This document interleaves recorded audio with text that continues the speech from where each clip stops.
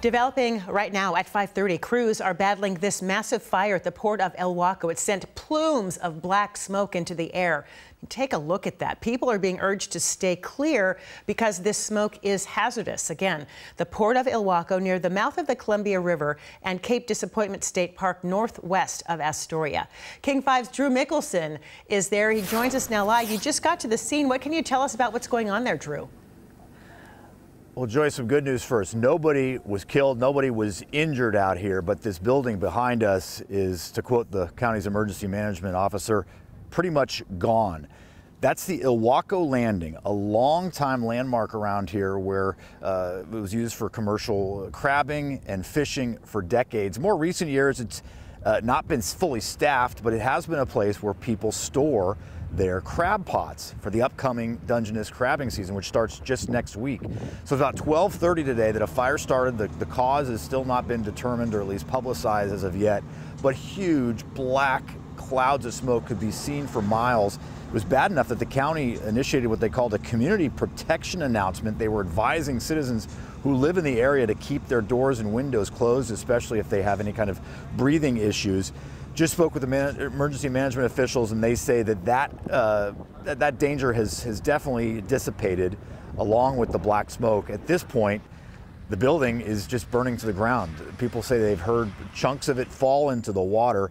What may be the most damaging aspect of this is the crab pots. Apparently hundreds, someone said maybe thousands of crab pots were destroyed in this fire this afternoon, mainly between the hours of noon and 2.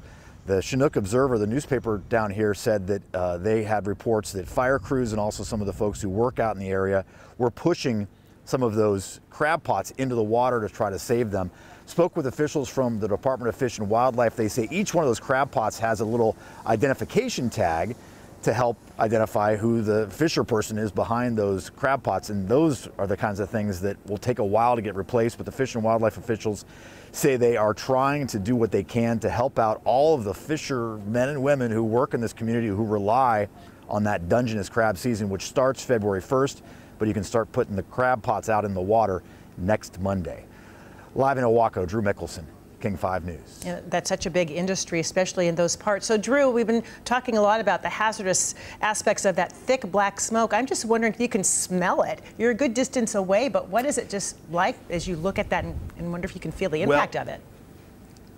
When we first came into town, we were a little bit downwind, and you could definitely smell the smoke, but it wasn't nearly the black, hazardous, toxic smoke that they were concerned about earlier. The emergency management director said it was icky and stinky black smoke. Now it's just kind of like a bad campfire.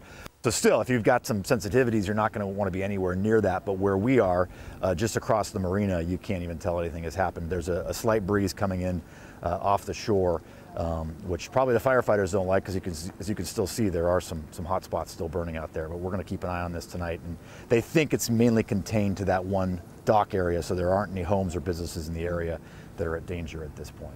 It is a landmark, though, and that's a small-knit community, so it has to be devastating. Just think what's left, which is basically nothing of that cannery.